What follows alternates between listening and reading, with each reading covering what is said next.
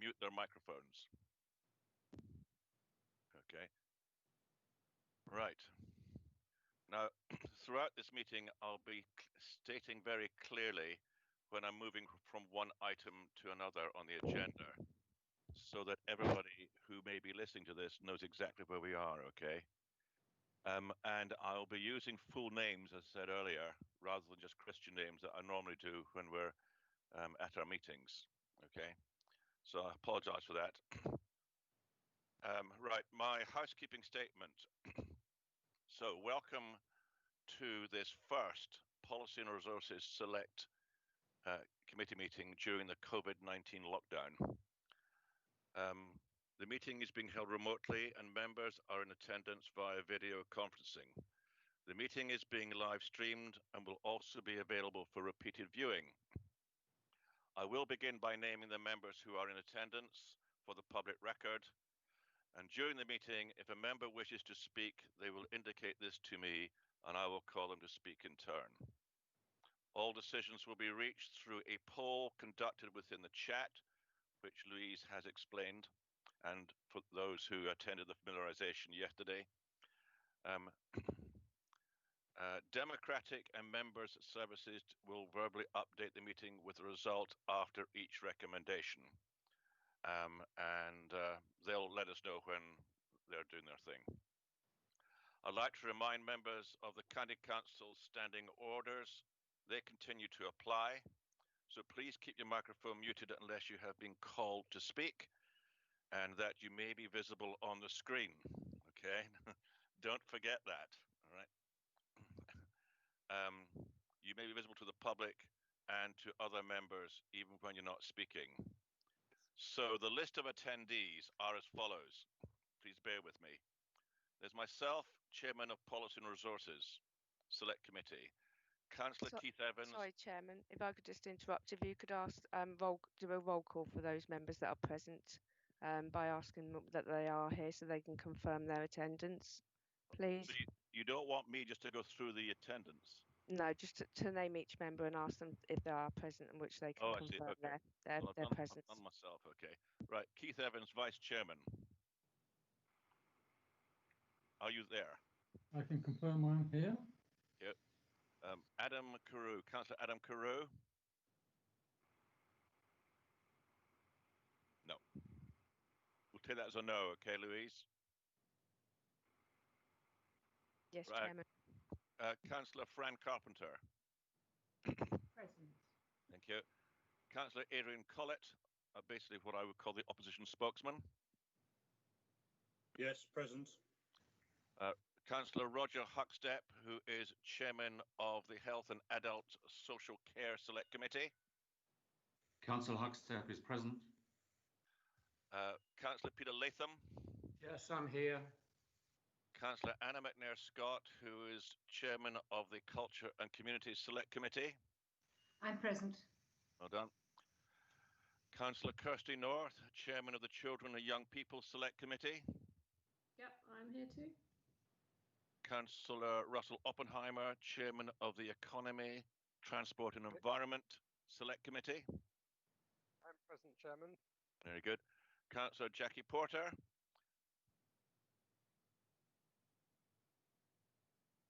I'm present. Very good. Councillor Bruce Tennant. Present. Very good. Councillor Michael Westbrook, opposition spokesman. Are you there? I can see you nodding, but are you there? Unmute.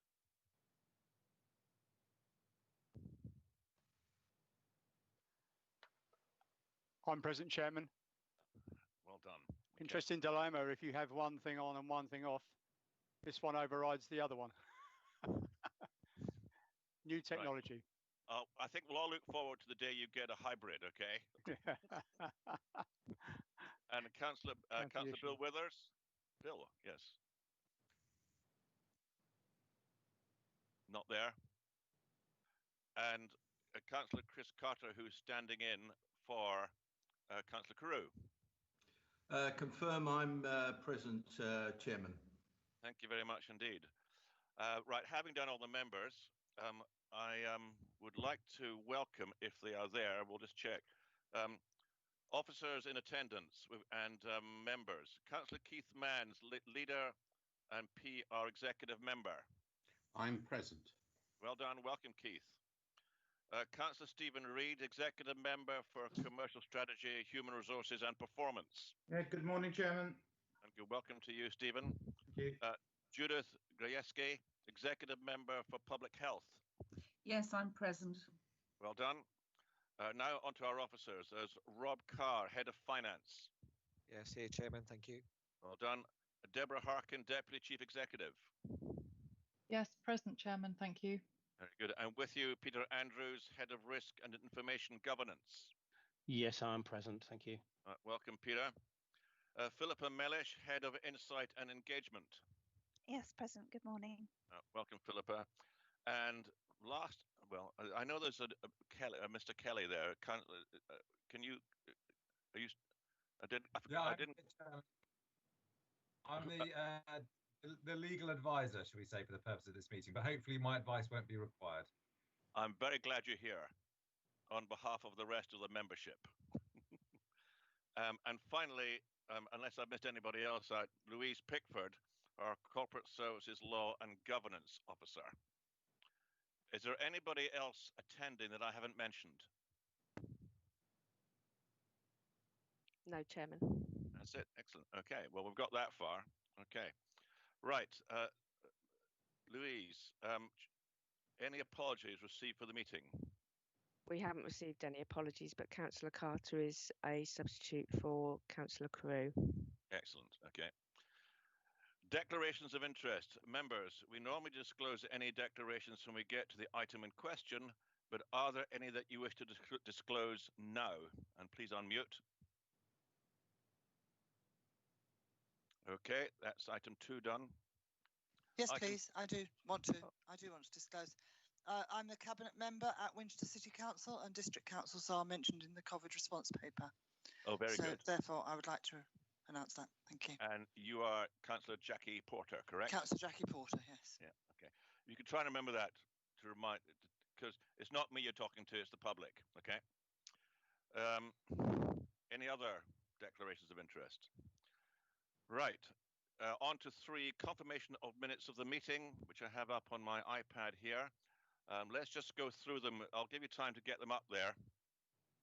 It's a special, on mod.gov, it's a special item. So it's not on the main agenda, it's an extra item. Okay, we have item 3. Page 1, for accuracy, page 1. Page 2. And page 3. And this is referenced the meeting dated the 5th of March, just before we all locked down. Right, are there any matters arising, any comments that anybody would like to make on page 1? Page 2? And page 3? Okay, since your silence is deafening, I will assume that you're all happy with the minutes. So, Louise, will you consider them signed? Louise. Thank you, Chairman. Will do. Thank you very much. Right. Right. So they are now agreed as a correct record. Excellent. Right, announcements. Won't be long on this, but I've written a couple of notes. This is actually my 50th virtual meeting since the lockdown. The meetings I've had so far include some Hampshire County Council committees, some local government information unit training, ESG, which is Environment, Social and Governance, Investment and Pension webcasts, Hampshire Fire and Rescue Authority, parish council meetings, and IT familiarization. So it's been quite a busy 3 months in terms of being involved on the with the virtual meetings, and I've got quite used to them. And I would love this system of meetings to go on after we get back to normal, because I've estimated that we're saving about at least £30,000 a month on councillors' travelling expenses. It's quite something, isn't it? Right, I'd like to commend generally the work of Hampshire County Council during the lockdown period. I've already indicated to the Chief Executive that I'm very proud to be a member of such a great organisation during such a difficult period, and I'm sure you'd all agree with me. I'd like you all to watch out for this Sunday's Politics England, which comes after the Andrew Marr show at 9 o'clock, where they will be highlighting the problems with councils and their finances, which is relevant to this meeting. Last week, the following were actually mentioned at the meeting. Leeds County Council, draconian cuts and job losses. I'm going to go through of them. Kent County Council have admitted it's the most challenging budget ever. Luton Borough Council proposing cuts to frontline services to avoid bankruptcy. Okay. And if you look at your morning's emails, which I had a quick look at this morning, at 8:02, the LGA update came in. 5 councils have warned that they may be subject to 114 notices. 148 have predicted a budget shortfall this year. 20 local authorities are planning to hold an emergency or an in-year budget. The government has actually confirmed, this is what they say, the government has confirmed that it is working on a comprehensive plan to ensure councils' financial sustainability. So what I'm doing is giving you a background to the COVID-19 financial update, okay? In addition, I can say from the information received that more than 1 million pupils have returned to school, and reference climate action. This is now a once-in-a-lifetime opportunity to speed up climate change mitigation. Right. There are no deputations, so I'm moving on to the main report, or what I consider the principal report, which is the COVID-19 financial update. So that's item 6. And I'd just like to set the scene on this. It states Hampshire County Council has received nearly 54 million, 526 schools, which we're dealing with. 90% are Hampshire County Council maintained. Many are in financial difficulty. Generally, there's a loss of income of 1.3 million per month for local authority maintained schools, and therefore there's a need to minimize costs. So having said that, I'd like to invite Rob Carr, Head of Finance, to introduce the report and give his presentations. Thank you. Rob, over to you. Thank you, Chairman. Are you happy that I share the presentation on the screen? Just conscious that as there's a webcast, if people haven't got access to it, they won't be able to see what I'm talking about. No, you can put it on screen, please, and let's say you can describe it. You explaining all your acronyms, please, as we've discussed earlier today, so that everybody can understand you. Yep. Can you see that now? I can. Everybody see it? I'm sure that's yes. Good. Just before I start, if I do cut out for a second, I do have the odd problem with broadband at home. Requires me to turn it back on again. But that literally takes 2 or 3 seconds. So if I disappear for a bit, then that's what's happened. So thanks for the introduction, Chairman, and good morning, members. Just in terms of trying to set the scene, I have to say that I've never experienced anything like this in my life, in terms of the speed of what's happened and just the lack of information that we've got.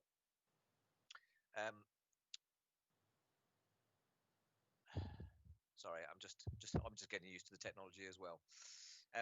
Just in terms of our sort of initial response costs, so the returns that we do to the Ministry of Housing, Communities and Local Government, that's MHCLG, the first return was due on the 14th of April. Now, bearing in mind that that's literally two weeks in from when we locked down, the amount of information that we had at that time was almost non-existent. So what we chose to do within the county council is to produce response costs to the end of June, because there was so little known at that time. We thought that was the simplest thing to do in order to be able to set the position up so that we were sort of defining exactly what we were saying the costs were. So that was only response costs at that time, and it was very early on, say in the lockdown. We didn't attempt anything in terms of future recovery costs or the potential future demand pressures that we knew would probably arise within social care.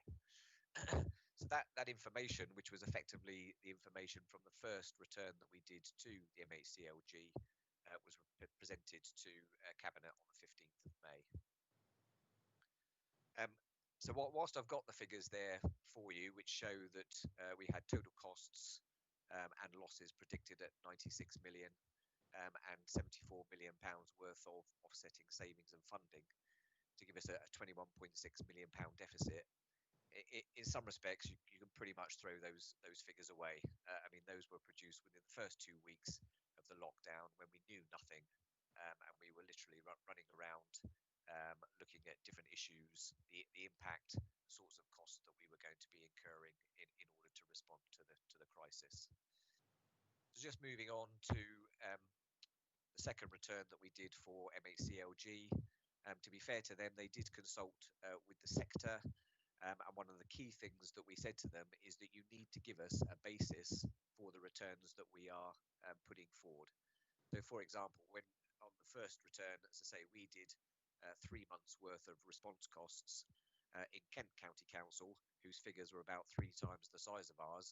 They had assumed a 6-month response period, but they'd also added in recovery costs and demand costs for the rest of the year. So the picture across the whole of the sector was very confused on that first April return. So to be fair, the MHCLG did provide more information on the basis for the return for May. So based on the guidance that they gave us, what we did was to extend that response period to the end of July, as requested, but then to take some guesses about further costs and losses for a phased recovery period. So we assumed that would be a phased period over 2 months, and then add some high-level guesses for recovery and demand costs in some of the bigger service areas. Now, as I look back at this now, so this was early on in May that we were producing these figures, and we were looking at a potential response period, at least in part, to the end of sort of September. And as we sit here now, we know that lockdown is easing, the peak has gone, so we're in a very different position already to what we were assuming for that May return. What we also did, which we hadn't done in the first return, was assume a percentage loss of business rates and council tax yield for the current year. And again, districts have had real difficulties in trying to estimate that for us. And then we'd already done an analysis of what we thought the impact would be on our savings programs in the current year, but also for future years. So clearly that gave a very different picture to the one. Rob, I'm going to interrupt just for a second, Rob.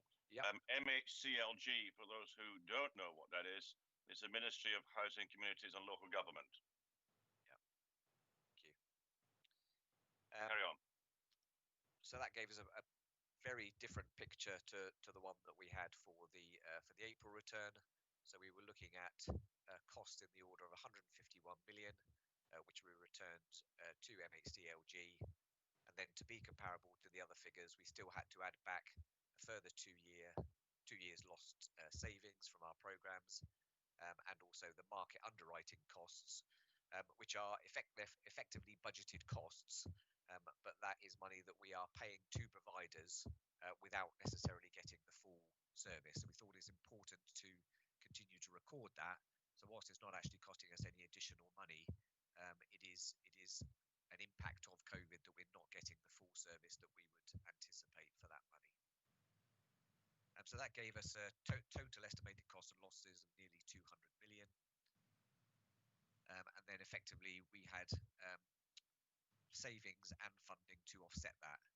Now you see that the biggest part of that is the nearly 54 million that we've had from the government in grant allocations. So that's our share of 3.2 billion that's been announced nationally, and at the moment they are talking about a further tranche, but we're not sure when that might come out. So taking all of that into account effectively gives us a position of nearly £110 million worth of unfunded costs and losses. The point I would make about that is that the most difficult thing that we've had is trying to come up with that common operating picture. And when we've talked to the government and we've talked to public health colleagues, and we've tried to say, look, we can't forecast on a potential scenario which says there may or may not be a further peak or a further lockdown. You know, for financial forecasting, we need to take a scenario, state our assumptions, and come up with figures relating to that. So that's why we started to use the word snapshot.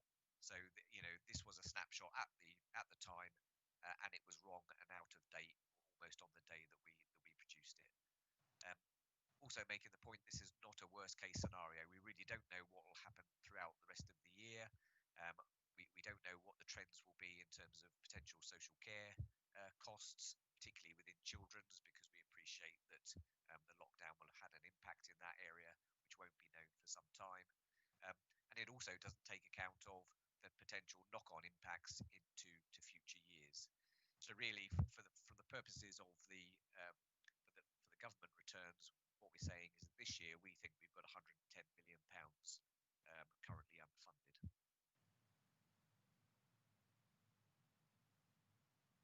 So what are we going to do next?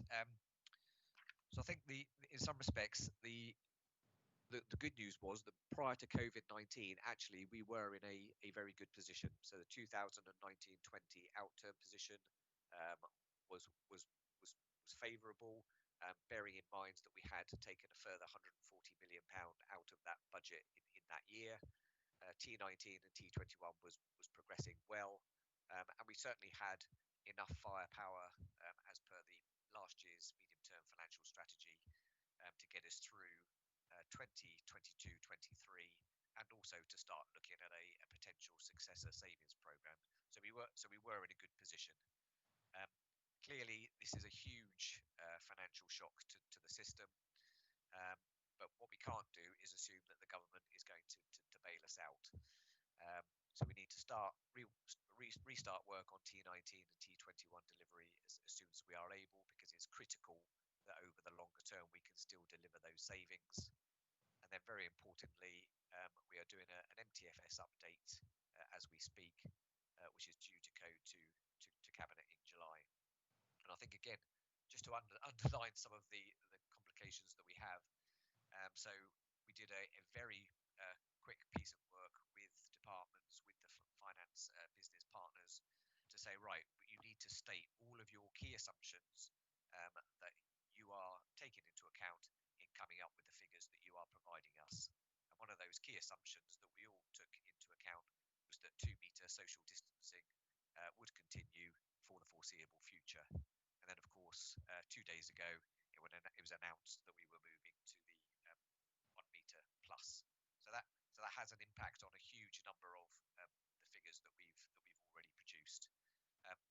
The basis that those sorts of easing of lockdowns, for example, marriages are now able to start, which has an impact on the income for the registration service.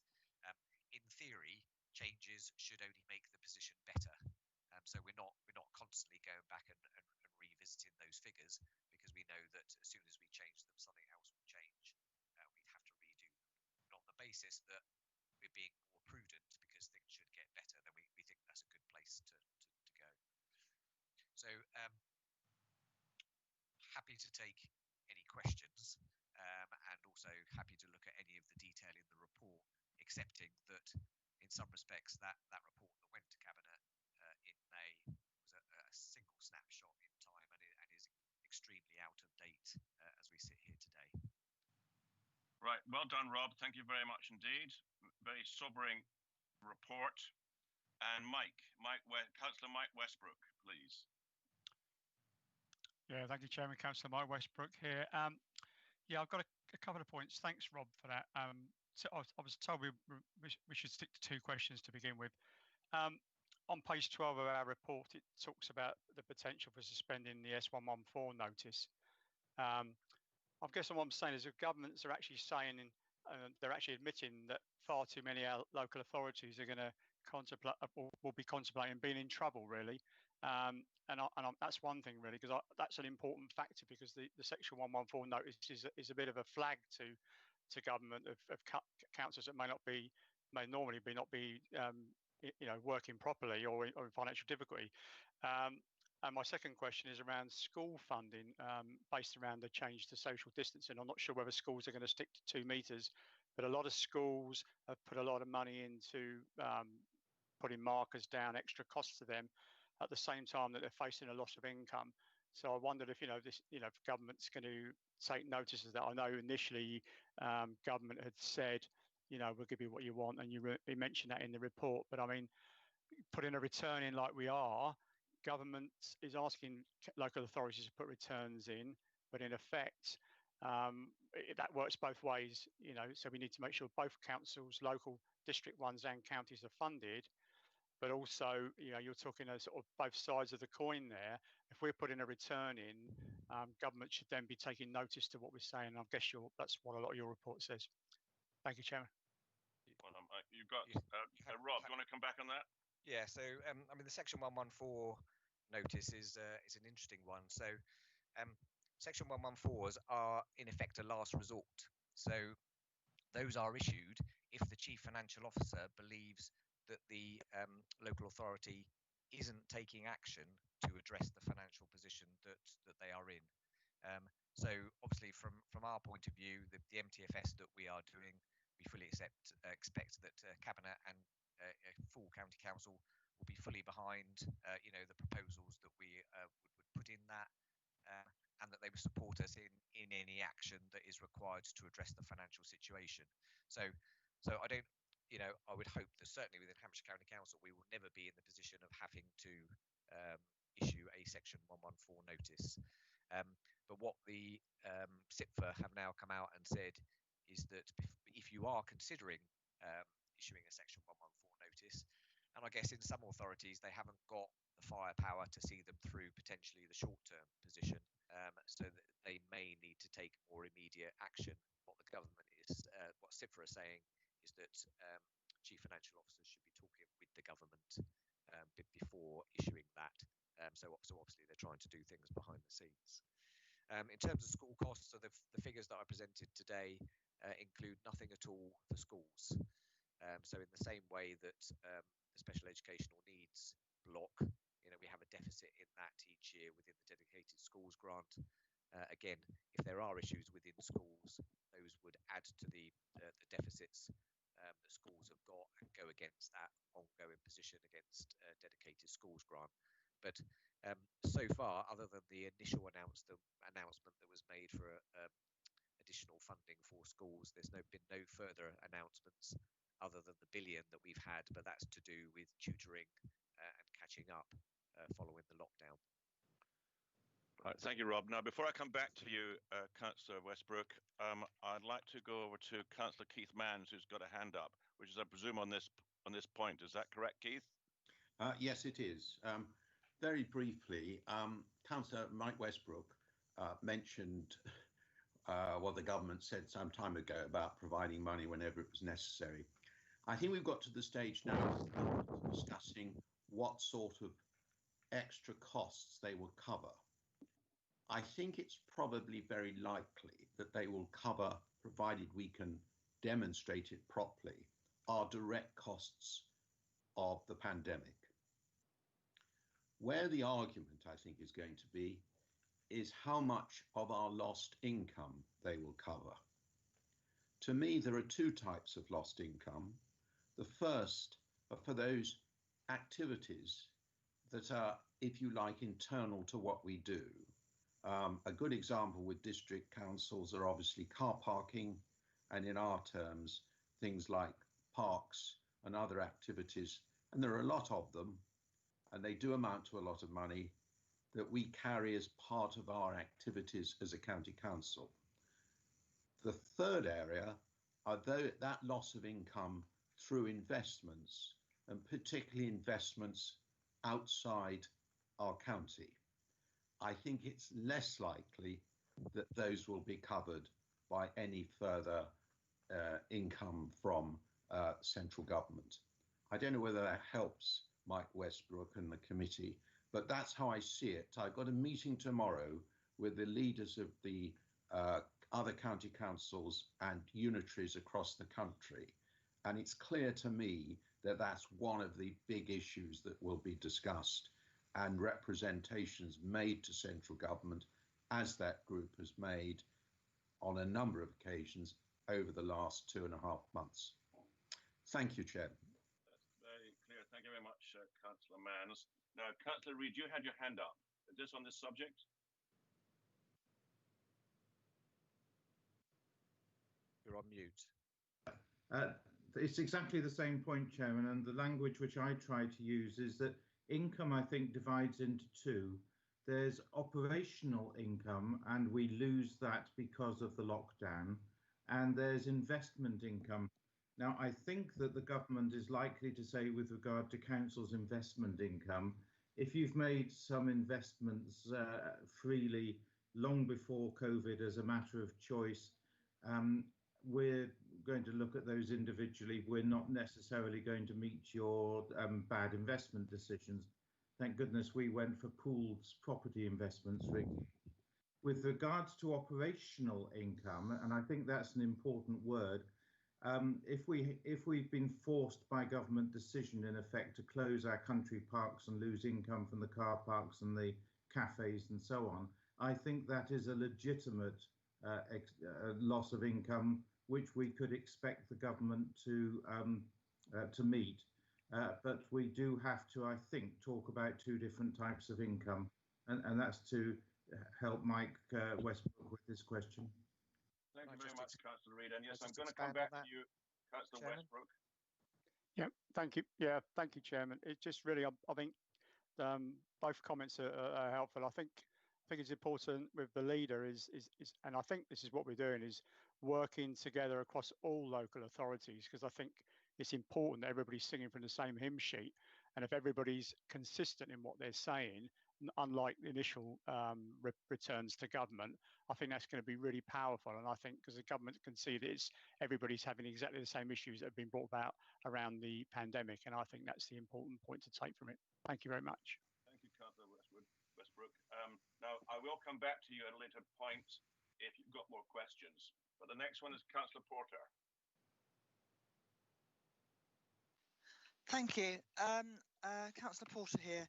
I just wanted to know what sum was actually included in our emergency planning funding for works in a situation of a pandemic like this. We've talked about the costs against flooding many times in the past, but I presume we have a sum that was included for emergency funding, and had a lockdown ever been considered? That's the first question.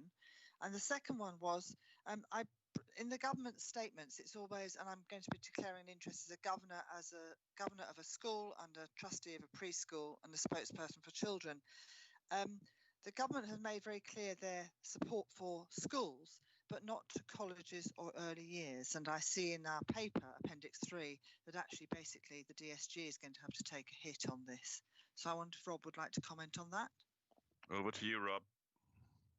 Yes, in terms of the first question, so we don't effectively hold an allocation of emergency planning funding. So obviously we have general reserves which can be used. Of course, prior to the lockdown and everything with COVID-19, what we also had was the Bellwin scheme. So effectively, what that means is that in the event of an emergency, the local authority is expected to meet a certain percentage of costs based on their total budget. And I think for us, it's about £3.5 million. But over and above that, the government steps in with the Bellwin scheme. Of course, we're not in that situation. The government have been giving out grant allocations as we go, and it's really those that we've been relying on. So we have no specific allocation for emergency planning funding, but obviously we have reserves and contingencies in order to sort of offset those issues. In terms of colleges and early years, don't know much about colleges in terms of what's happening with those. But as you rightly say, for early years, what we've been doing is supporting the market by continuing to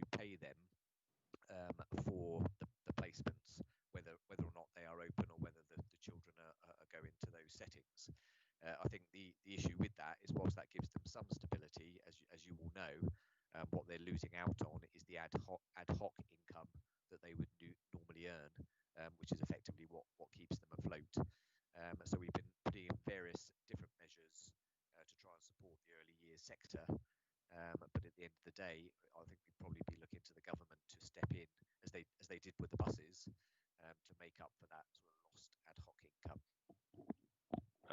Rob, before I go back to Councillor Porter, can you move your? Are you using a headphone? I've got my mic. Yep. If you could move your mic slightly further away from your mouth, because we're hearing a lot of interrupted breathing, which is good to know you're alive. Okay. Me too. Yeah. Okay. Now, Councillor Porter, back to you. Thank you.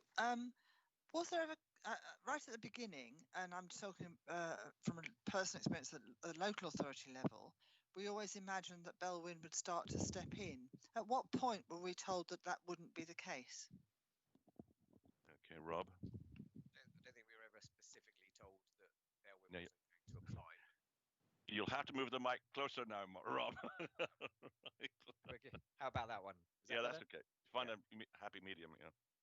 So I don't think we were ever specifically told Belwyn wouldn't apply, but the first allocation of 1.6 billion came out quite early on in the process. So I think everybody assumed that would be the process by which the government would try and fund the impact of COVID rather than relying on Belwyn. And then certainly I've not seen any mention of Belwyn since that time. No, nor have I. Thank you. Thank you very much. Right, well done, both of you. Councillor Peter Latham, you've got your hand up. Thank you, Jonathan. Can I firstly, I have a question which is pretty simple, may not be difficult, may not be so simple to answer. And the question is, Rob, on the basis that we have net unfunded costs and losses of just under £110 million, how is the council proposing to deal with that deficit? That's my question. It may well be that some of the answers to that are in the cabinet report, which obviously I haven't seen and may not have been completed yet. Your updated report, which is before us today, is of course what was in Caroline Williamson's email to the council at the end of May, and that was the figure which was mentioned then, and things have moved on then. So where we are now is that is the unfunded loss. Now we have a position in February where the council was in a relatively strong position in terms of finance looking to the future, with probably the highest reserves of any county in the country, and we could look forward to dealing with T19 and T21, really looking forward to 2023 before we might run into problems. That was the way I saw it. And then we have this crisis. Now, my view is that we still are in a very strong position, thanks to the way we have run this council, and we should not jeopardize that in any way if that is possible.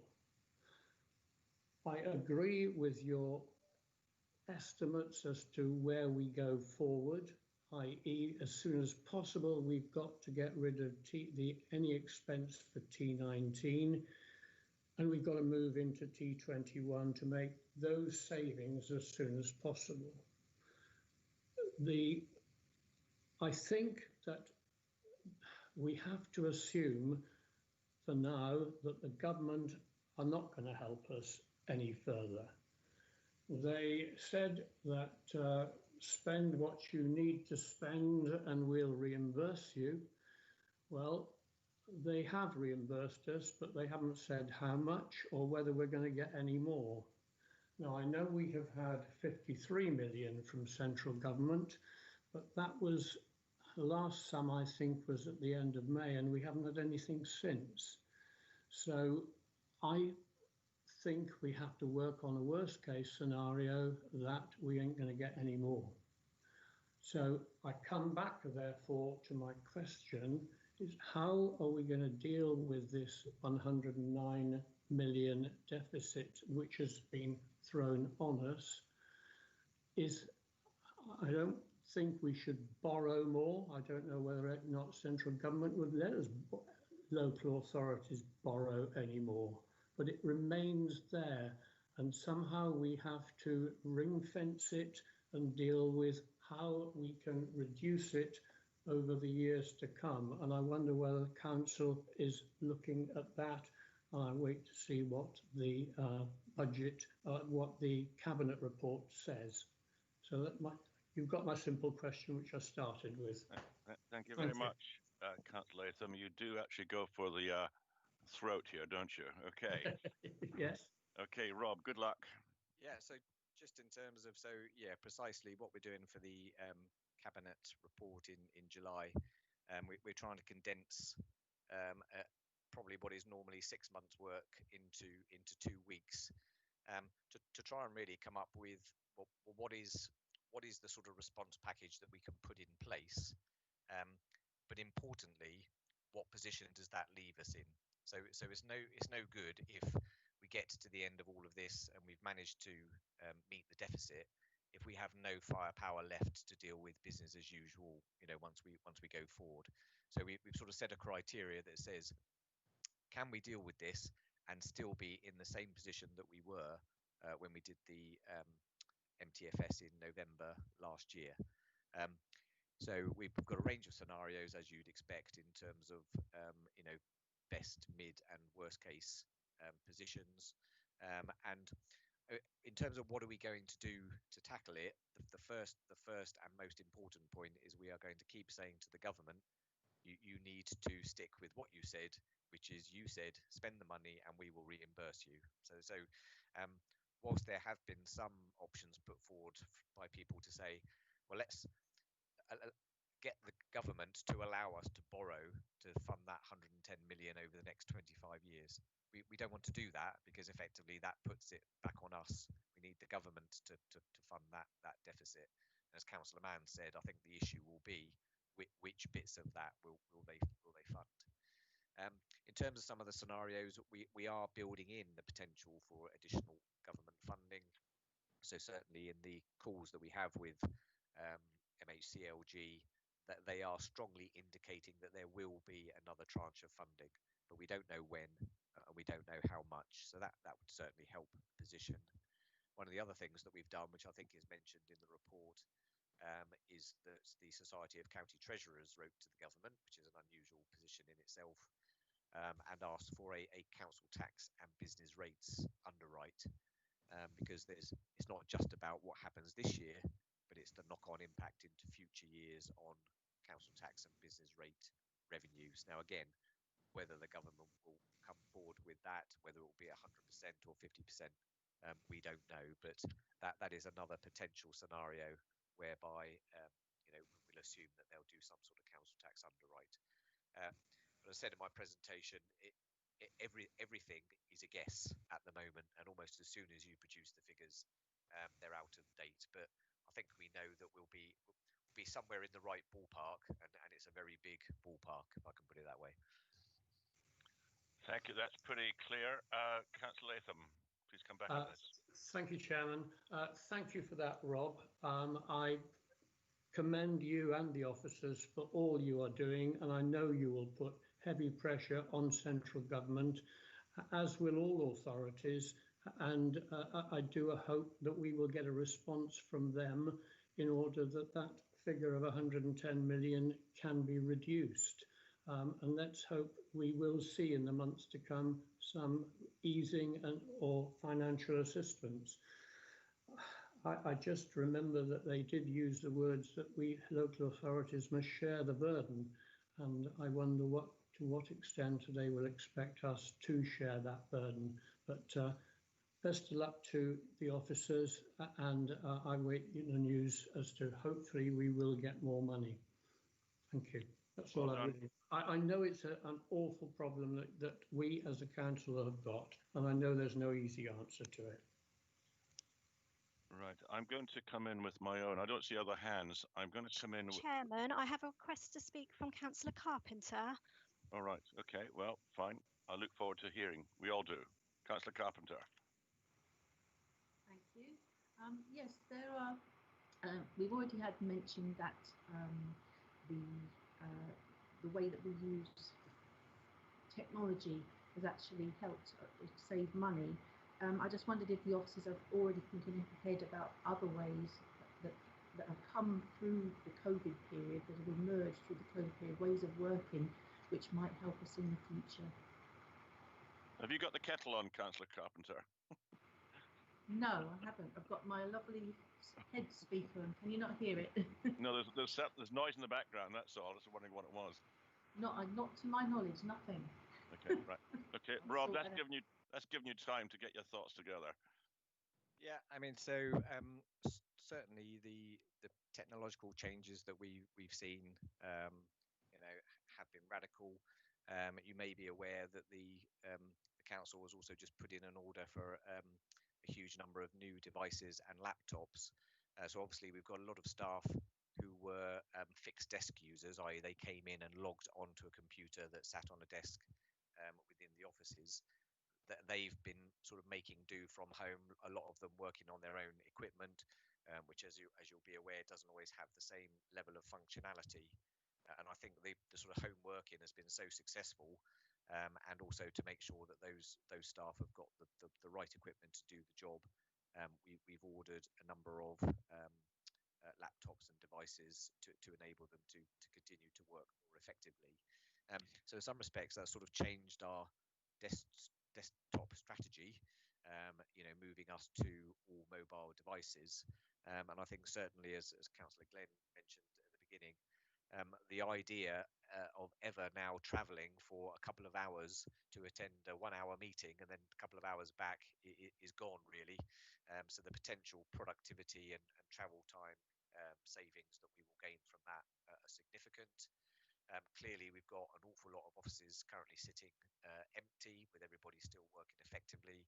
So almost certainly, I cannot ever see us returning to the position where we have, large numbers of office-based staff coming in every single day. That's not to say that it's not right that they should come in on regular occasions, because all of the benefits of social interaction and all the rest of it.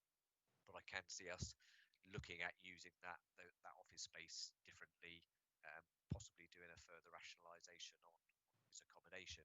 So those are all good things, and they are going to save money, but not in any way close to the sorts of deficits that we're currently looking at.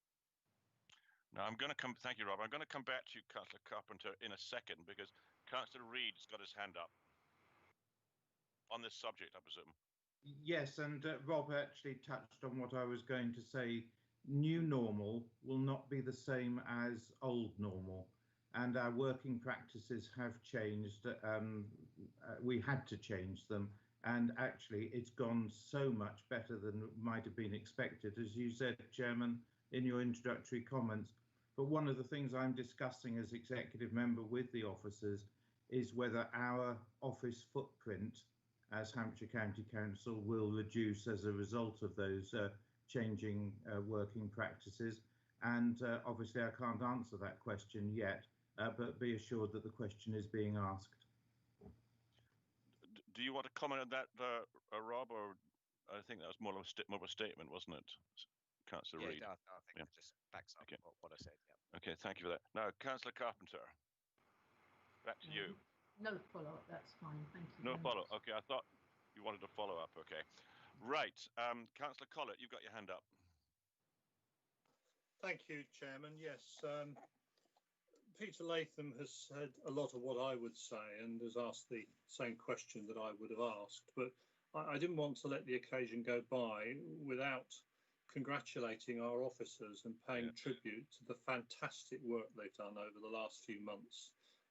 In lifting every finger to do everything that can be done to help people during this pandemic crisis. I think there's been a can-do, will-do attitude, and it needs to be said that we appreciate everything they've done. Clearly, where we go from here isn't going to become clear for quite some time yet, but understanding the scale of the issues that we face financially is very, very helpful, and one hopes that little bit of mist will clear with the Cabinet report, but I suspect more mist will appear to add to what we're currently coping with. I suppose I take one consolation in that a big chunk of these costs are one-off costs, not ongoing revenue costs. So that helps in terms of what solutions we need to find. But it is going to be a massive issue for a very long time. But the officers and their response and the council's response to dealing with the pandemic has been absolutely right. That had to come first, and it clearly did come first. So thank you to everyone involved. Thank you, Chairman. Councillor Collett, thank you very much for your great words, and I'm sure we all feel the same as you do on that subject. Now, before I come back to Councillor Westbrook, I haven't forgotten you, Councillor Westbrook, because you may have more questions. I just wanted to ask, is the County Council going to be applying for the 114 notice?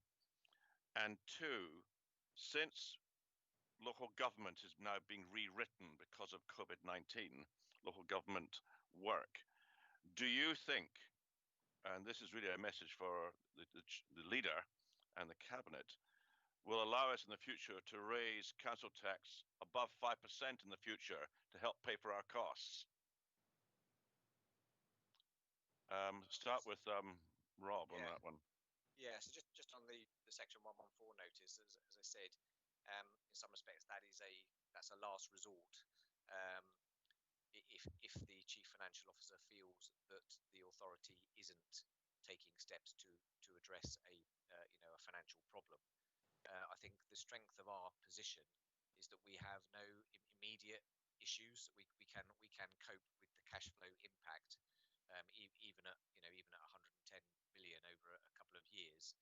A lot of other authorities aren't in that position. I mean, I've had conversations with county councils who are literally down to their last £40 million worth of reserves in total. So clearly, if they're facing similar costs to us, then they have very little room for manoeuvre. So certainly not considering a Section 114 notice.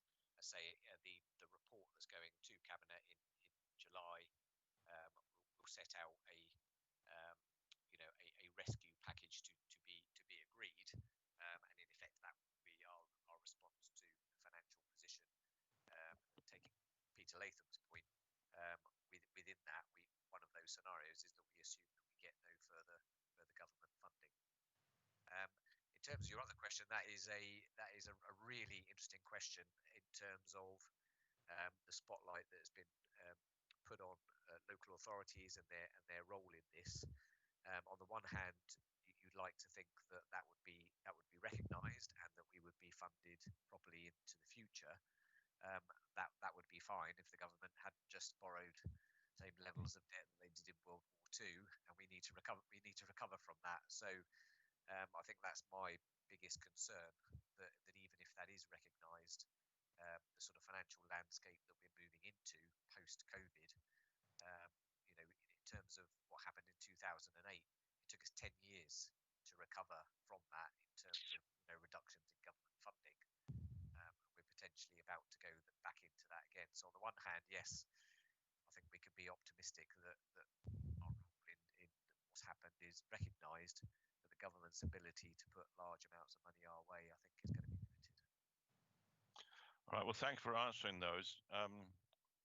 Keith, do you want to come in on that? Sorry, Councillor Manns. I think probably Rob has covered most of what I would say, and I don't want to hold up the committee, but clearly there's a big issues as to what the government does in terms of our ability to raise council tax by a larger amount. And I suspect they're looking at these sorts of things as well. I would also argue that this may well be an opportunity to think of other ways of generating income locally. Yeah. To actually meet what is going to be a very difficult financial position over the coming 2 years. Right. Okay. Well, thank you for that, Councillor Manns.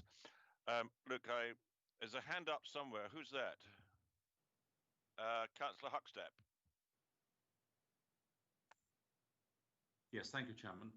I'm looking at page 10 on the report, paragraph 41. which I think is quite significant. We're talking about departments, wherever possible, cutting out non-essential expenditure. I just wondered, has any of that occurred to date, and what is it? And are we going to learn what that inventory of non-essential expenditure is, so that where necessary we can conduct mitigating measures? Thank you. Rob, is that something you can help us with? So within the analysis that I showed you previously of the sort of snapshot summary, there was around £5 million worth of forecast savings within that, which is a mixture of particular actions that have been taken to stop things like, for example, consultant expenditure, training, those sorts of obvious things, but also things that are consequential from the fact that we haven't got staff travel. When people aren't occupying buildings, we're not doing any printing, etc.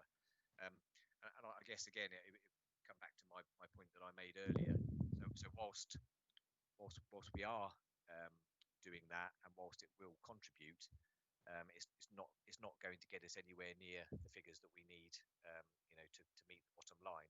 Particularly as obviously at this particular moment in time, such a huge amount of our expenditure is essential. So everything that we're spending on PPE, supporting the adult social care market, and then as we start to come out into recovery, we do expect there to be a spike in children's services, social worker activity, and clearly we need to put resources into that. So I think all of those essential need for expenditure is going to dwarf anything that we can pull together in terms of savings. Okay, well, thank you for that, Rob. Back to you, Councillor Huckstep. Thank you, Rob, for that. What you're really saying is that there shouldn't be any huge impact on the services that the county is providing or will provide. Correct, because most of that, certainly at the moment, is deemed essential in the current environment. Okay. Are you happy? Are you clear with that, Roger? Councillor Huckstep? I'm happy, Councillor Jonathan Glenn. Look, I'm sorry about the formality, but it's not for our sake, okay? Right. Now, back to you, Councillor Westbrook. Yeah, thank you, Chairman. Not much to add, really. The only other thing I wanted to mention is a lot of talk in the reports and publicly about the second tranche of money that came from government, in how much county got, how much districts got.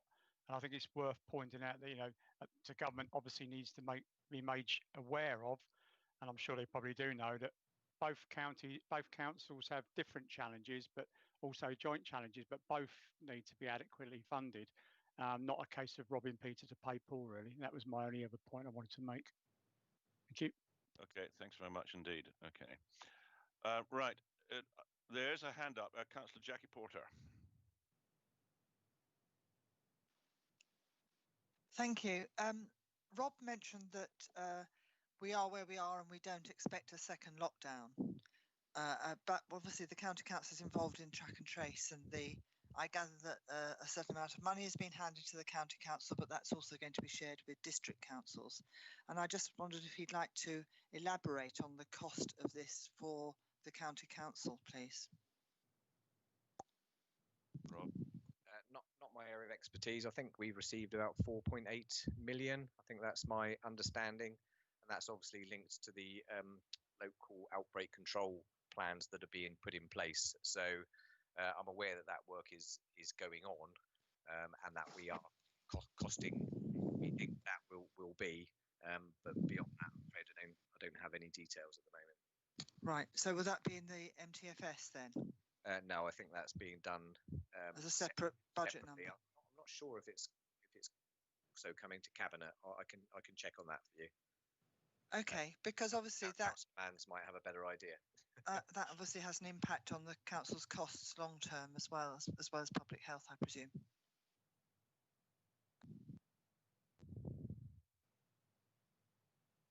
Okay. I think Councillor Manns was going to come in on that, Councillor Glynn.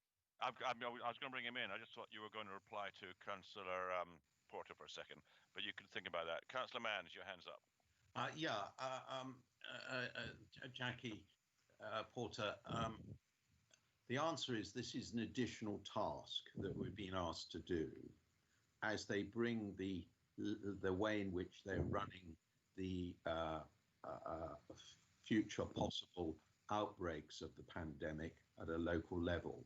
So the money we're receiving is hopefully going to cover the cost of doing that. We're planning with the Outbreak Control Committee at the moment as to how we go about that.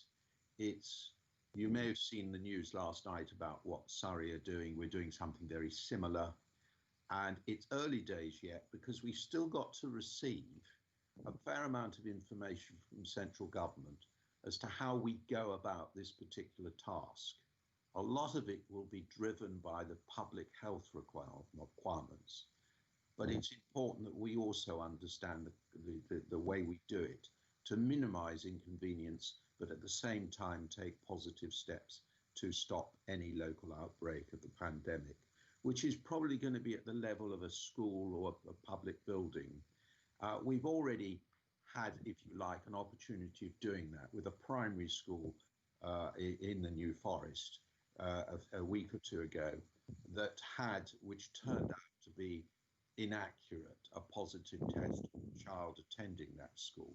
So it's not as if we haven't got some experience of how we do this, and it's just a matter of ensuring that we've got the right instructions from central government, we understand the sorts of things that may occur, and we've got the right procedures in place. So basically, that's what the money that government is providing us with is to. That's what the money is for, that the government are giving us. Thank you, Chairman. Thank you. Go on. I appreciate that is it's a operational situation rather than a financial one in the way in which you're describing it, but actually it's of great interest. Lots of parishes that have been running their own groups, for instance, have been very interested to find out at what level the implications of this will be. So I think that will be very useful to communicate right down to the smallest level of support, really. That would be very helpful. Yes, Jackie, certainly that's true. Once we've got a clearer idea ourselves, we will obviously ensure that the information is passed out to those bodies that have to play a part in this particular project. And as a local cabinet member for public protection, obviously it's of great interest to me as well. So thank you. I well believe that. Thanks. Well done, Jack. Councillor Porter, you're a past master at keeping the conversation going. Now, are there any other hands, any other questions, any other comments before we go to our first ever virtual vote? This will be fun, okay? The recommendation on page 3 is that the Policy and Resources Select Committee notes the contents of the COVID-19 financial impact report and the presentation and the changes that have taken place since. So over to Dams to help us conduct the vote.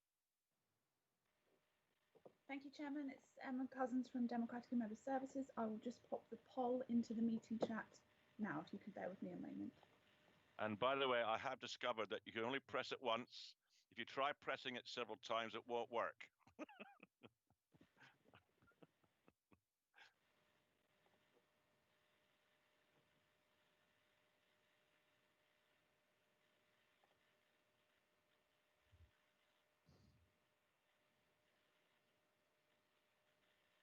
The poll should now be available to put to you members in the meeting chat if you're able to cast your votes. Can you see it? Ah, yes, got it. Okay. So votes have come in. I can announce the results, Chairman. Sweet.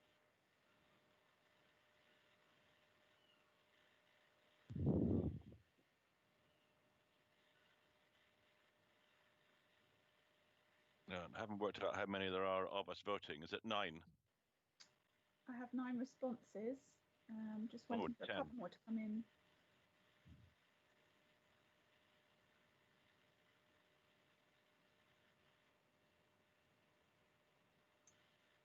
So Chairman, I can see that the majority of members are in agreement with the recommendations, and therefore they're carried, and the report is noted. Okay, and I'll say formally that there are 100% have agreed, none against, and no abstentions.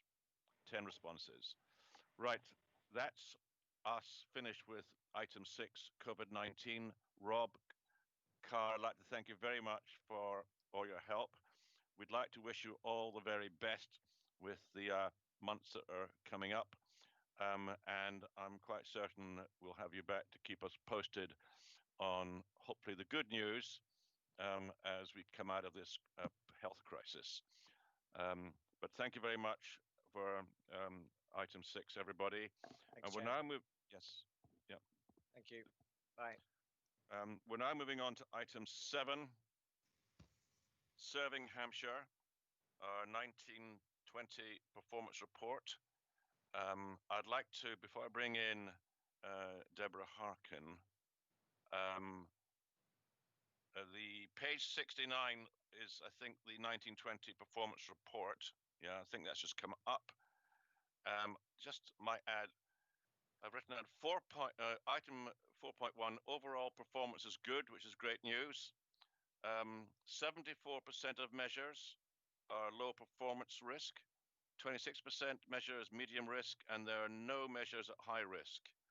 61% of measures have met or exceeded targets. There is a climate change update, which is of great interest to us, which is part of our remit. County Council has received the bronze standard as an inclusive employer. That's 3 out of 20 councils. And of course, we have the slavery report, which is brand new to us, which I've certainly read through and fascinating. And that's being asked for approval.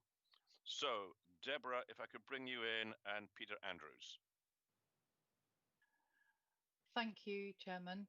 I'm going to invite my colleague Philippa Mellish to present to you, please, and I will support any questions that members may have. Thank you very much. So good morning, it's Philippa here. Hopefully you can see on the screen the presentation that's been provided and circulated in advance. Can everybody see that on their screens? Chairman, could you confirm? Yes, I can see it. If I can, I'm sure everybody else can. Perfect, thank you. So just going to talk you through these slides, and then as Deborah said, between us, the three of us, we'll try and address questions as best we can, and Peter will talk to the last slide on the local government ombudsman report. So slide 2 introduces the report that you've got in more detail, which is an update on the County Council's performance during the 2019-20 year against the Serving Hampshire Strategic Plan. And this report is being considered by Cabinet on the 14th of July.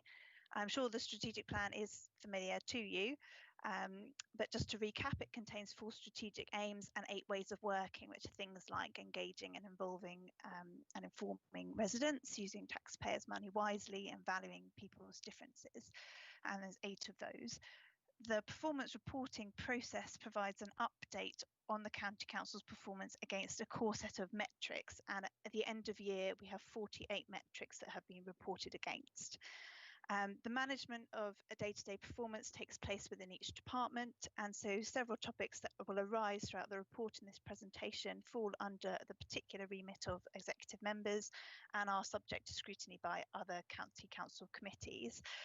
Particularly some kind of key areas like financial performance and safeguarding matters are reported elsewhere.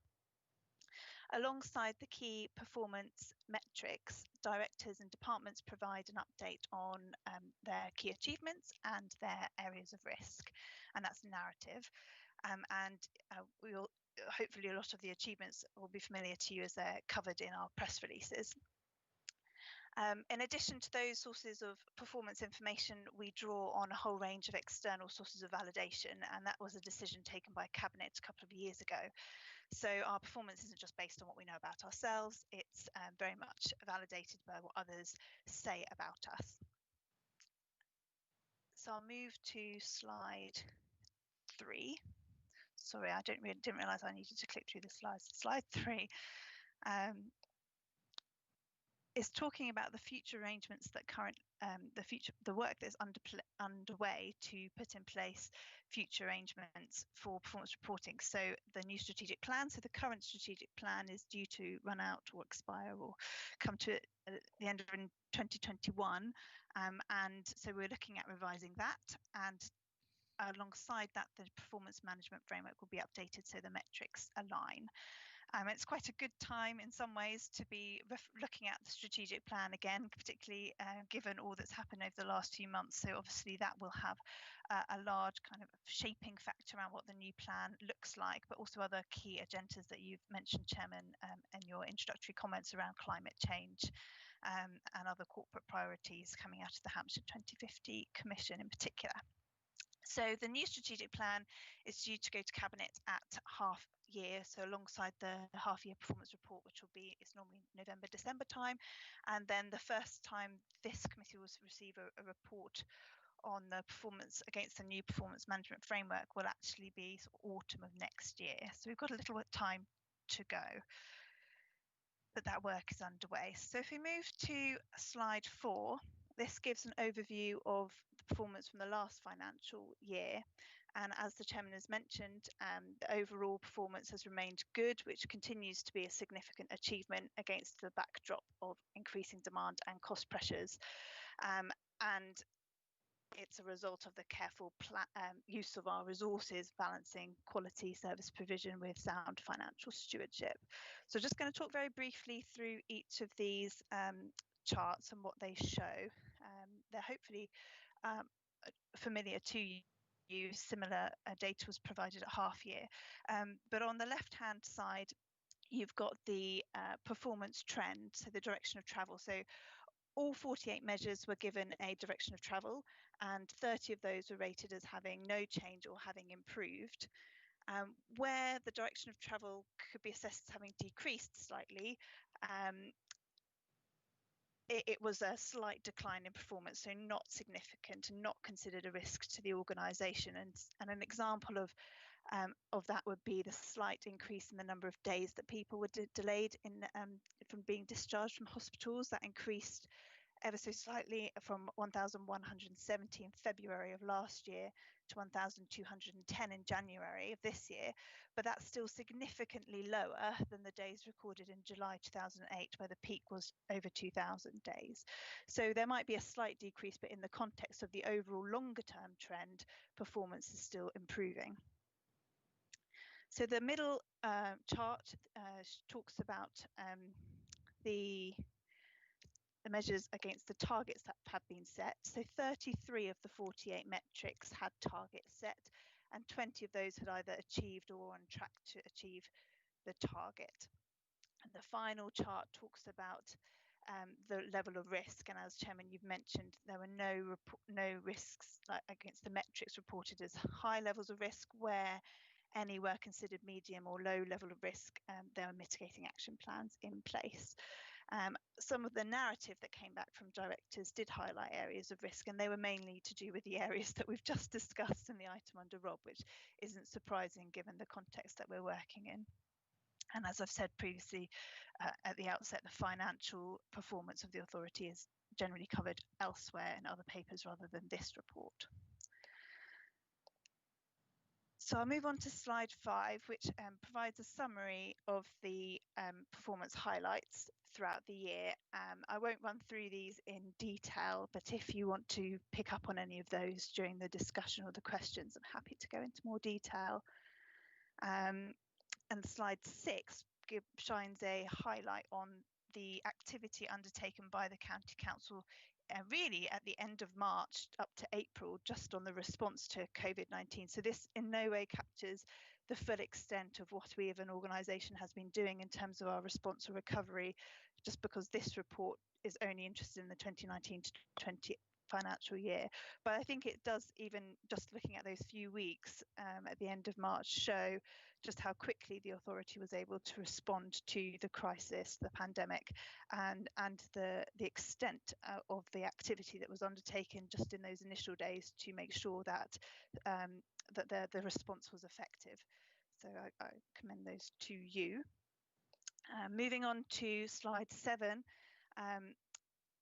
the metrics we have in the current performance management framework for climate change are focused on our own internal emissions and shows significant progress over the last 9 years. But we have acknowledged in this committee previously, and I know members more widely, that obviously that accounts for such a small percentage of our overall emissions as a county. And so we've the Cabinet has set an ambition to be carbon neutral by Hampshire 2050 and to plan for a rise in temperature of 2%. So increasing our resilience, and it's that two-pronged approach which is really significant to the approach and the strategy that we're taking. There is a separate, more detailed report which is going to Cabinet on the 14th, which sets out in a huge amount of detail the approach to climate change that we're taking. This slide really just pulls out a few highlights, and I won't go through those in detail, but again, happy to come back to them. So we move on then to slide 8, which is provides a summary of the work that the County Council has undertaken to uphold our equality objectives, which are published online. Most of these points were communicated and we discussed at the half-year update, but as the Chairman has pointed out, a new agenda is the modern slavery statement, which I'll come to. Worth just mentioning, I think, really important just to stop and acknowledge the recent events in the US, which have followed the tragic death of George Floyd and have influenced not just the United States, but across the world and in our communities in Hampshire. And we will be considering those and looking at the government's response to the commission that has been announced, and making sure that we build in improvement actions into our ongoing strategic work programme for inclusion and diversity. So we take that agenda extremely seriously, and it is on our radar and giving that attention, particularly in light as well of the COVID-19 initial and emerging evidence of the disproportionate impact on some groups, particularly those from Black and minority ethnic backgrounds. Philippa, we committee members can actually see what as you move on in your presentation, because we've got the presentation on iPad, but you need to click on the hybrid, if I can call it that, for us to see what you're talking about. Is it not going through the slides? Well, I'm still on performance during the COVID-19 pandemic. Oh, okay. I have clicked on the equality update, so I'm not sure quite what happened there. I apologise. Well, members, just work on your iPad, okay? Yes, please do. Sorry about that. Are you happy for me to continue? Equality update you're on. Yes, so I've just finished slide 8, moving on to slide 9, which talks about modern slavery.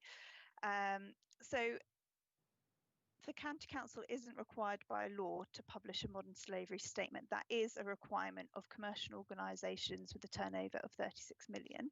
However, there are a large number of local authorities who have published statements, and it is generally seen as best practice.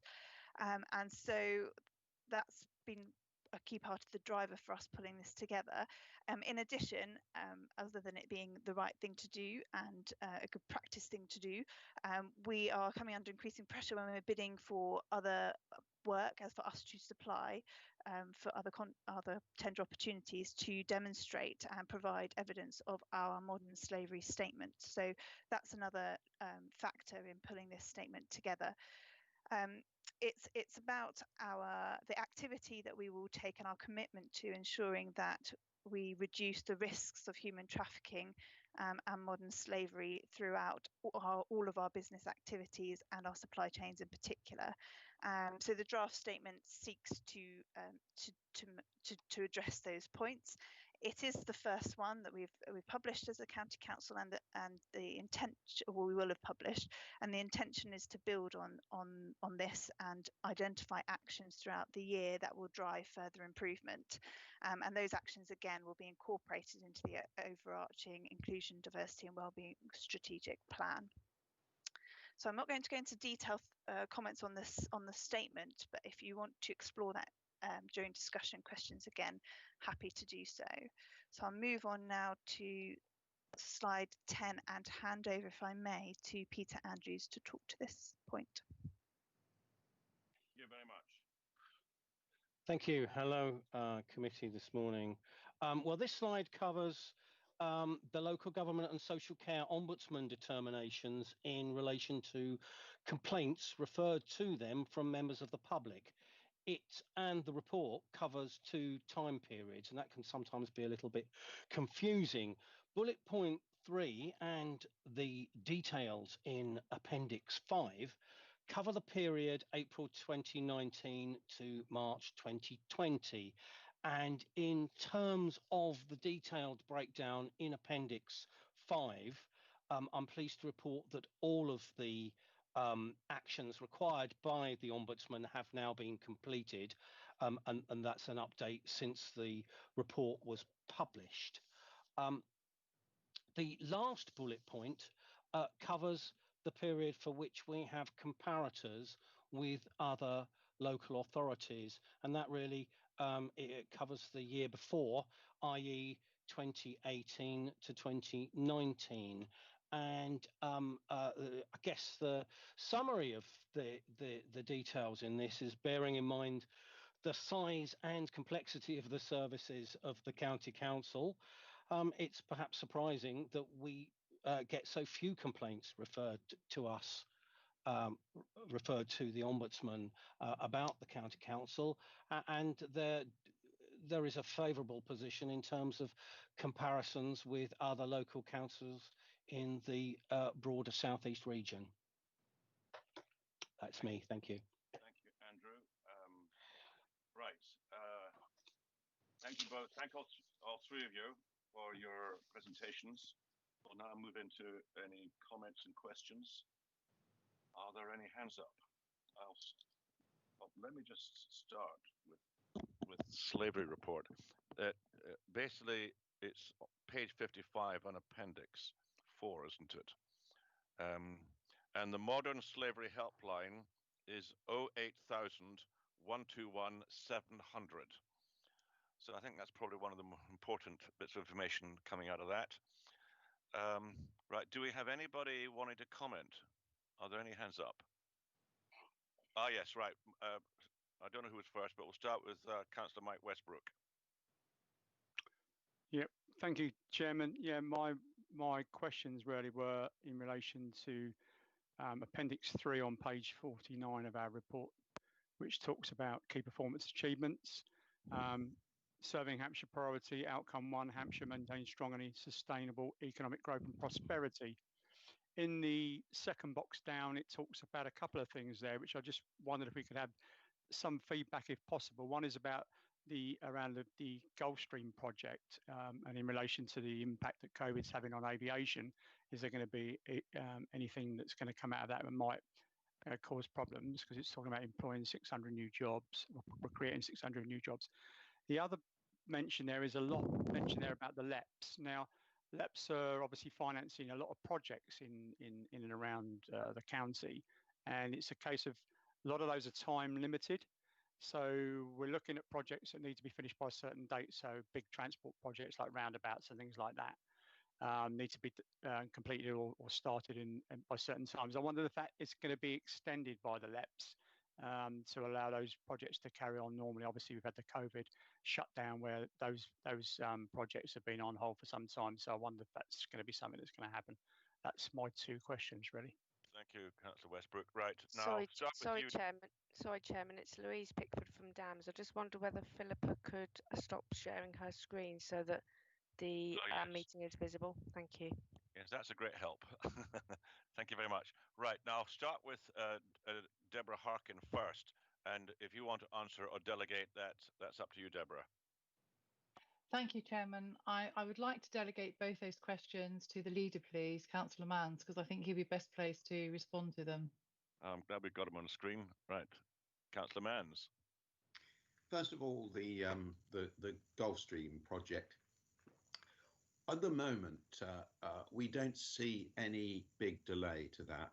The principle, regardless of COVID-19, to move the European operations from Luton to Farnborough, to the best of my knowledge, will continue to go ahead. I'd be surprised if it didn't, because they've spent a huge amount of money building the new hangar at Farnborough, and I can't see them making any other decision than the one they've made. Clearly, this is a fluid situation, but I'm pretty confident that will go ahead. As regards the Enterprise M3, yes, you're right. There are a number of things they've been doing. They had their AGM yesterday that I attended. And I think the best answer I can give you, because it's pretty detailed, is to go to the Enterprise M3 website, which should have their annual report, which will explain the different projects they've been involved in and ones particularly relevant to the recovery from the pandemic. Thanks. Okay, thank you. Back to, lost my track here. Is it Councillor Westbrook or was it? Yes, Westbrook. No, no more, Chairman. Thank you for that. Okay. Right, the next hand up, I'm just going down, is Councillor Huckstep. Thank you, Mr. Chairman. This is a question for Philippa. It's clarification. Looking at the climate change slide, Philippa, you've talked about a plan for a rise in temperature of 2%. I don't think you mean that. I think you mean 2 degrees centigrade. Oh, yes, apologies. I will double check that, but yes, that sounds more accurate. If it isn't that, you'd have to answer the question of 2% of what? And that would be very difficult. Yeah, I will just check on and put it on the chat. Councillor Huckstep, you win first prize for having read everything, okay? I am very impressed. I speak for the whole committee, okay?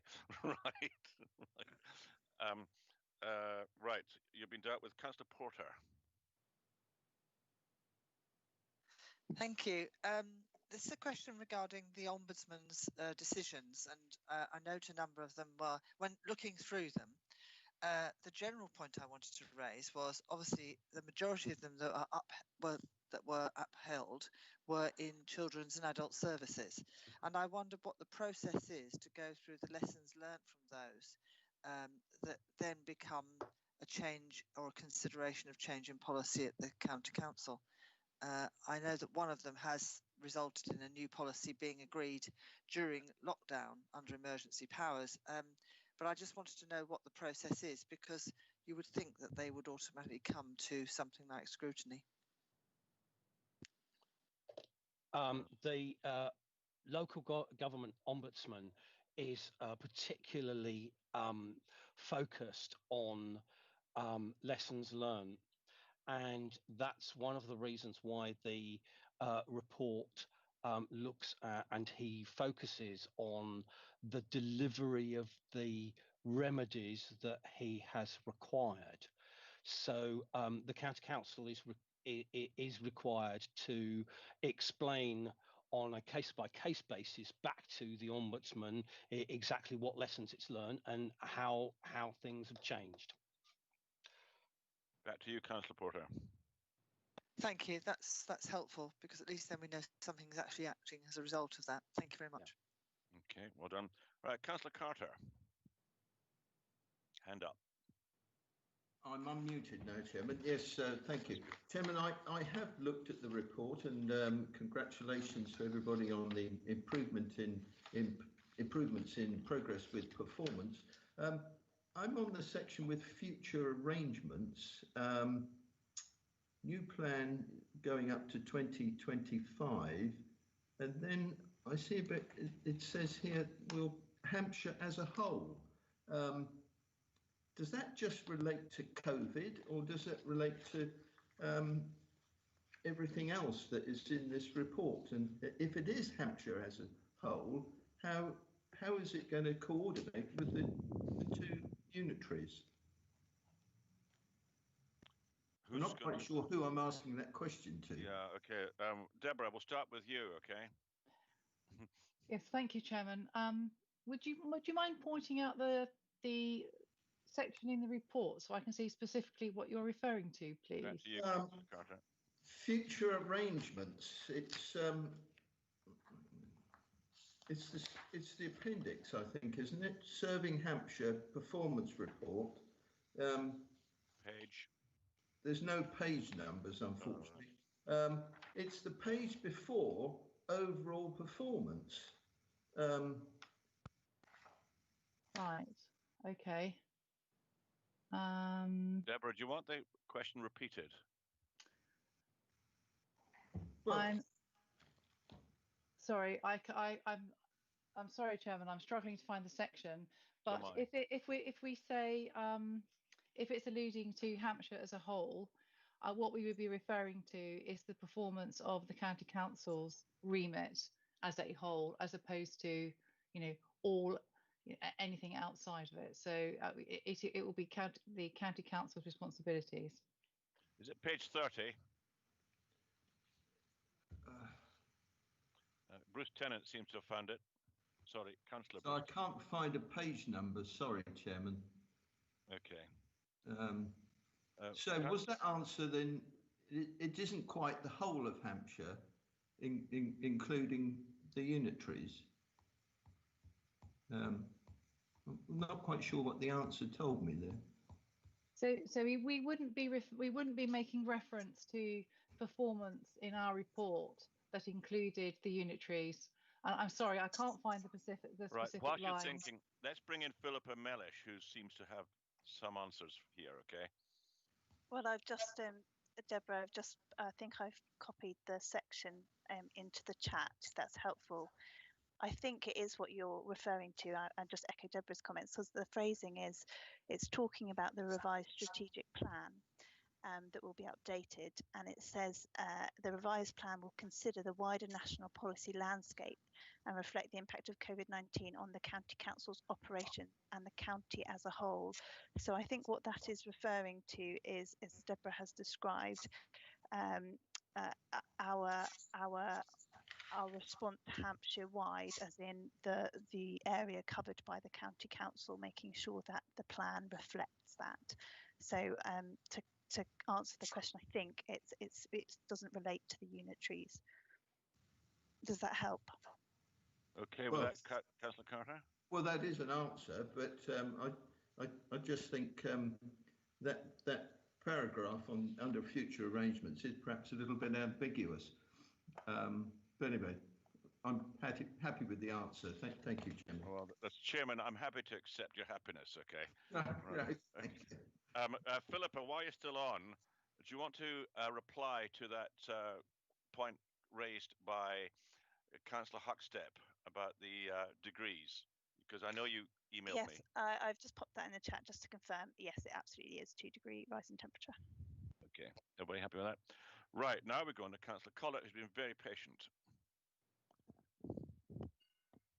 Thank you, Chairman. Yes, just 3 rather general comments, if I may. First of all, to welcome I don't want this to sound critical, I don't mean it that way, but I think the report this time is more balanced in that we're told the bad news as well as the good news and what's being done about the bad news. And I think that's exactly as it should be, so that we can scrutinise what's happening. And if you look, for example, on page 14, you don't need to go to it, but it talks about 10 children's home inspections and 2 of them requiring improvements, and that actions are being put in place. That's what we need to see, and it's good to see the whole picture. So thank you to the officers for that report. I think it's much better than last time. Secondly, to comment on the ombudsman issues, I would agree with the comment that's been made that in an organisation of our size, it would be quite remarkable if nothing ever went wrong anywhere. The important thing is that we do our best to avoid that happening, and when it does happen, we put the remedies in place, which has been reported in the report we've had today. But the other point, which Councillor Porter has already mentioned, is that we put the learning issues in place. Is there something systemic that needs changing to make sure a particular issue doesn't happen again? And I think that's a really important issue that we mustn't lose sight of. Chairman, the final comment I wanted to make was on the slavery issue.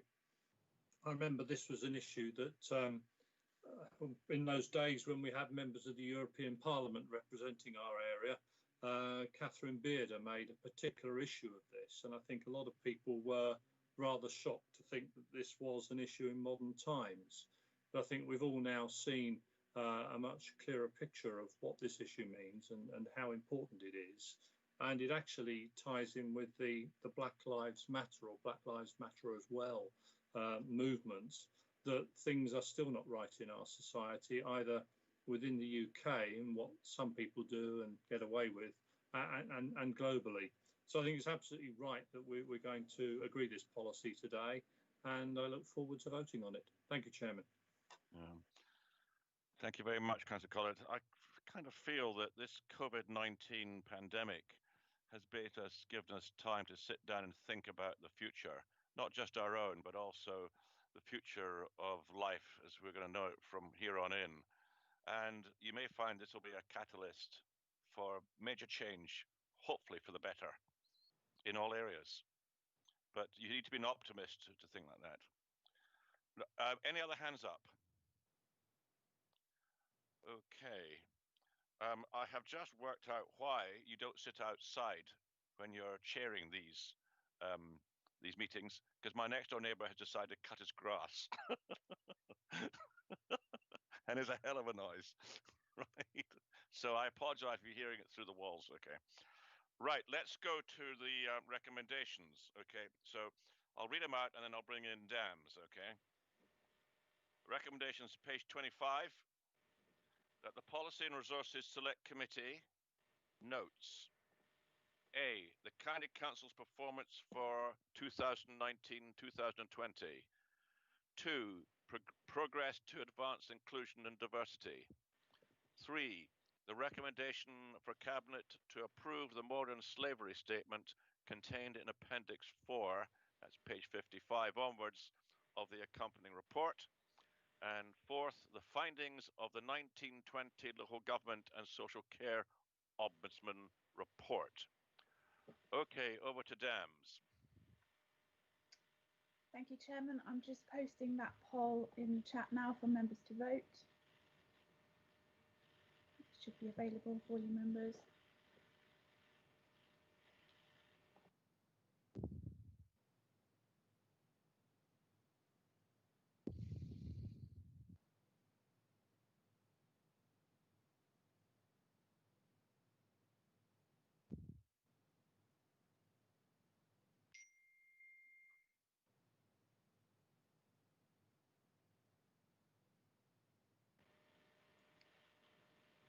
So, Chairman, we've had 7 votes so far, all in agreement. Hold on, I haven't done mine yet. Members who haven't cast their vote are able to do so. Yeah, hold on. I was looking at the wrong thing, actually. Oh, yeah, sorry. Okay. Brilliant. Okay. Right, looks like we've got 100%. Is that right? Yes, so 7 votes, 8 votes, Chairman, to agree the recommendations, none against and no abstentions. I've got so the 10. Recommendations carried. I've got 10 have agreed. Or is that the previous one? That's item 6. Never mind. Okay. Right, thank you very much. It's unanimous that we've agreed the recommendations. I'd like to thank you all for that. Thank you for a very good debate. And I'd like to thank Deborah Harkin, Philip Melish, and Peter Andrews for their presentations and for answering all the questions. So if we can, you're welcome to stay, as you can say. We'll go, but thank you, Chairman, and thank you, members. And Councillor Carter, and apologies for not being able to find that section. And having seen it, I agree with what you said. I think it is a little bit ambiguous, and we need to tighten that up. Thank you. Thank you for that. Unfortunately, the page wasn't numbered, so I couldn't tell you where it was. But no, and I was struggling to find it myself. Anyway, thank you very much for your patience. Thank you. Thanks. Well done, Councillor Carter. That's 15 love, I think we call that. Right. Right you are. We have now finished with item 7, and we're now going on to item 8, with the annual report of the select committees. For members to receive the annual report detailing the work of the 5 select committees. Now, I'm happy for any of the chairmen who wish to speak on their respective committees. And this is going to full council at its July meeting. Right,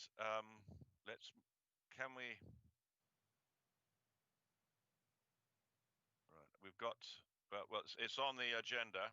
So just forget to get that. It's the presentation agenda. Forgive me for a second. Annual report of the select.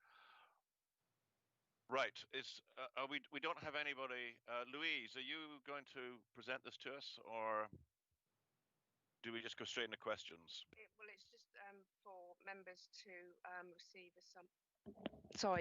to receive a summary of each of the work of the select committees over the year, which is going to be presented to full council.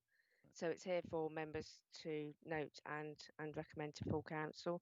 Okay. So if any of the members of the respective individual select committees wanted to speak, then they could, but otherwise it's open for debate. Well, as chairman of P&R, I don't have anything to add. It's very accurate. I've been through them all. Are all the other chairmen happy with their reports? Right, start with Councillor Porter. I know she's not a chairman of the committee, but start with you. Thank you. I'd just say that we have asked for additional meetings to carry on during this year, and actually they have taken place. I appreciate that very much, because I think in the spirit of scrutiny, we should make sure that we're covering all the things we want to cover, and that includes call-ins as well. So I do appreciate those additional meetings. I do think it's a shame that we don't use the outside lived experience of our residents of Hampshire and our employees of Hampshire to actually make sure that scrutiny is a genuine scrutiny rather than only receiving information from county council officers. Much as I trust the county council officers, we do in the real world see that lived experience is absolutely vital to scrutiny. And as governors, we're used to triangulating our experience too. And I think that's something that we perhaps could do to improve our scrutiny at the county council, particularly in these difficult times. Interesting comment, Councillor Porter. I would be happy for you to make presentations to any of the lead officers to help them with your suggestions. I'm a great believer in scrutiny being done outside of the county council. It's quite often you get quite a representation of how people are really feeling out there. So if you want to give that some thought and come back, I would suggest you talk to the lead officers that deal with the different scrutiny committees and let the chairman know what you're doing. Thank you. Anybody else with a hand up? It does, oh yes, here we are. Right, Anna McNair-Scott.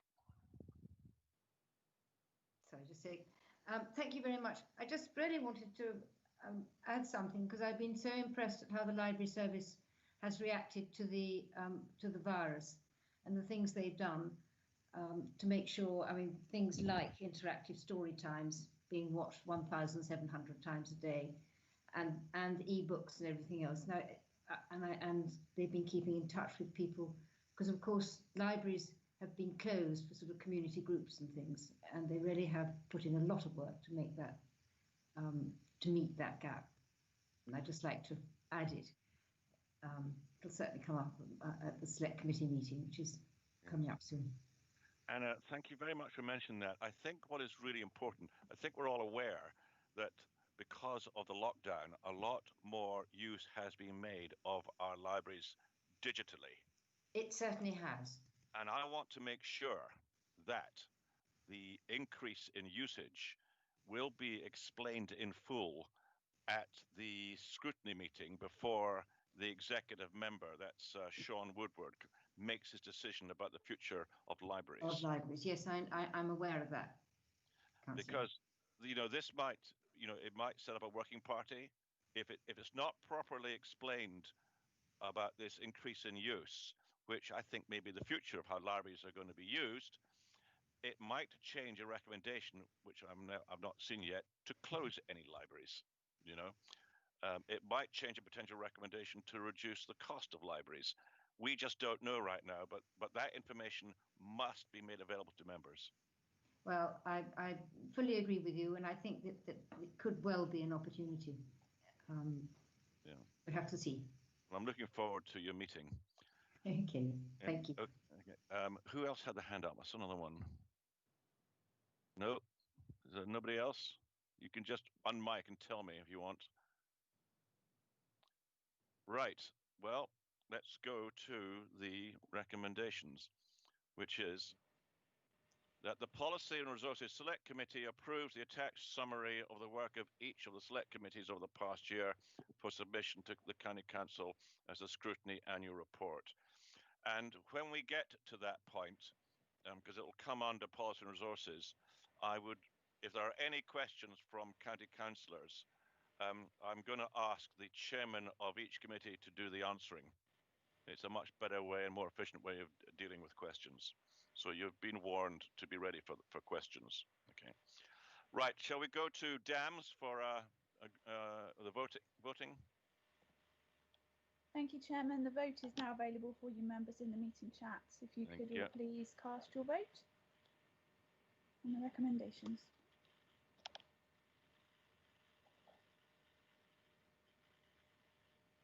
%. No, 8 so far. 2 more to go.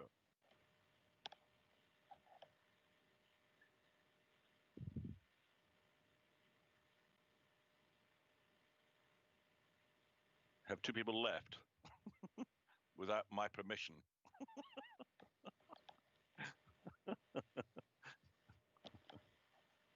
Chairman, I can see we have 7 votes in agreement, no votes against, and 1 abstention. So by majority, the recommendations are agreed. Okay, right. Well, thank you very much indeed for that, everybody. And we're now on to the work programme. It's item 9, okay? Should be finished soon. I propose the work programme for the Select Committee as updated since the last meeting. I'm going to ask for any additions to be included. And I know from conversations that have taken place that Councillor Westbrook has a comment to make. So we'll start with him. Yeah, thank you, Chairman. It was just an observation. I think I've mentioned it once before. Going back to January 19, we had on the work programme under real-time scrutiny the consultation policy, which talked about whether improvements could be made to how the council engages with the public. And it talked about the status and the outcomes and what work had been done, going from a working group in July 2014 through to cabinet policy in February 2015, review of the implementation in 2016, and to retain for future update timing to be confirmed. Somewhere along the line when the work programme format changed, because when it appeared in March 2019, it seemed to have disappeared. And it's not on this one, and it's not been on any since January 19. So I just wondered if, it could be a small technical error, but I think it's something bearing in mind that some very important consultations have taken place recently with large numbers of input from residents across Hampshire, and also ongoing on lots of different things. That the consultation policy needs to be looked at and how we are dealing with that. In particular as well under COVID, where consultations have and are taking place on certain projects where the public can't really get involved as they would normally. So I just think it's something that could maybe just drop back into the work programme to be confirmed at some stage. Thank you, Chairman. Okay. Councillor Westbrook, thank you very much for bringing it to our attention. We had a discussion about this yesterday. And it would appear that it fell out of the basket during the changeover from one corporate services officer to another. So I'm very happy to bring it in. If anybody, other members of the committee, don't want to see it, I think that's highly unlikely. Just put your hand up, will you? Or maybe we can't do it that way. I'm very happy to include it, quite frankly. And Louise, do you have any comments to make? Chairman, we can add that item in to the work programme and it'll be minuted in such a way. Okay. I don't think we have to go to an electronic vote for that one. Right, I think that so we have an agreement that the committee agrees the work programme attached. Now, do we have to do a vote for that?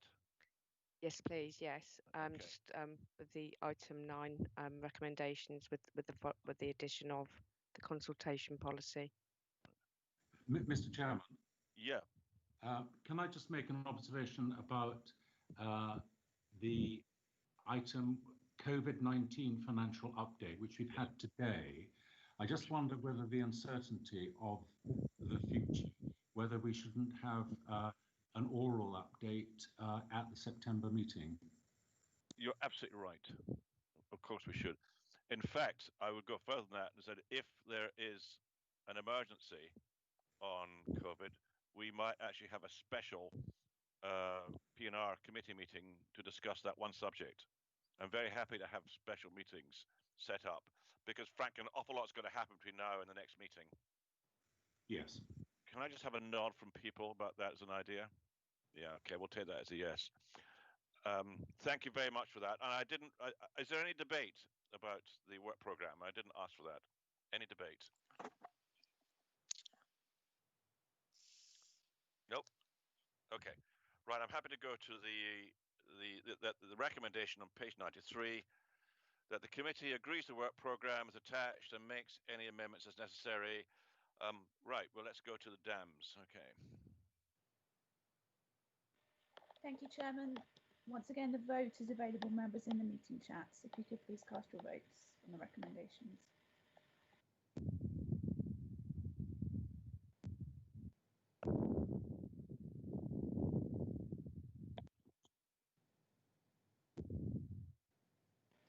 And Chairman, I can see we have 8 members agreeing to note the work programme, no against and no abstentions. So the recommendation is carried. Okay, thank you very much indeed. I'm sure we're going to have to change this acronym DAMS, you know. Okay, look, I'd like to, Emma, is it? Thank you very much for all the work you've done today. I'd like to thank our officers who've been involved. I'd like to thank you, the councillors, and most of all, I'd personally like to thank Louise for all her help in getting me up and running on this meeting. And I hope more than anything else, you've actually enjoyed it. But I think it's been a good meeting, and we've got a lot of good comments in. So I'm happy to close the meeting unless anybody has something important to say. Louise, anything to say? Just for the officers to end the webcast, please. Yes, thank you very much indeed. Well, I wish you all the very best. Have a great weekend coming up, everybody, and we'll see you all again soon. Take care.